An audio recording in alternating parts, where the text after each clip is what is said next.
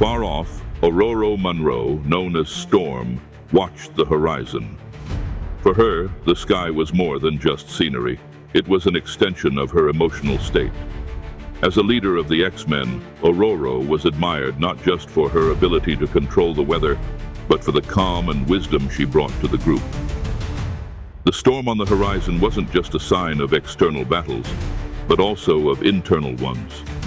She was the moral compass of the team, always reflecting on how their actions impacted the natural balance of the world, far beyond just fighting villains.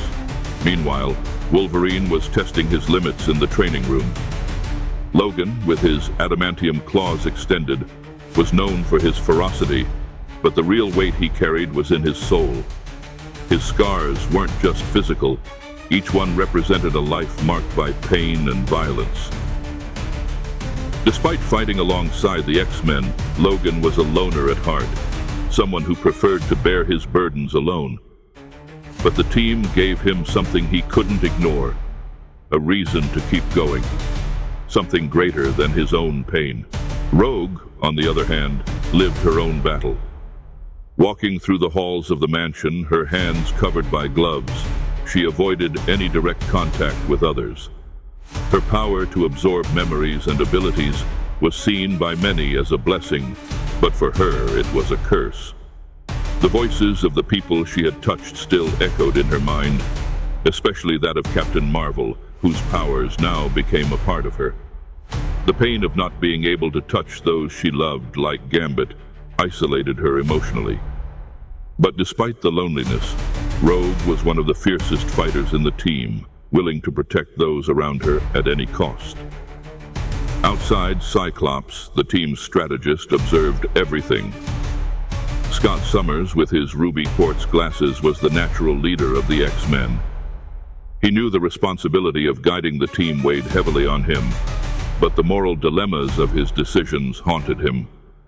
Every time he used his optic blasts, he remembered the destructive power he held. His focus was on maintaining control, but leading such a diverse and powerful team made him constantly question whether his choices were always the best. In the training field, Betsy Braddock, or Psylocke, moved with precision and grace. Every strike, every movement was a display of discipline. With her manifested psychic blades and martial abilities, Psylocke was the perfect fusion of mind and body.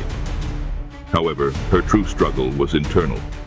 She still carried the conflict between the British aristocrat she once was and the ninja warrior she became after merging with Quanon. Her scars, both physical and emotional, were a constant reminder of who she was and what she had become. In the shadows of the mansion, Gambit moved silently. Remy LeBeau, with his characteristic charm, twirled a playing card between his fingers, preparing for his next mission.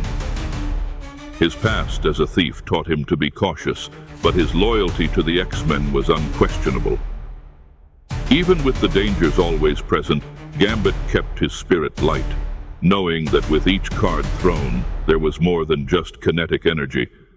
There was also a piece of him, something deeper, more personal. In the history of the X-Men, each member carried their own burden, something that made them unique but also distanced them from the rest of the world. Jean Grey walked through the garden of the X-Mansion, lost in her thoughts.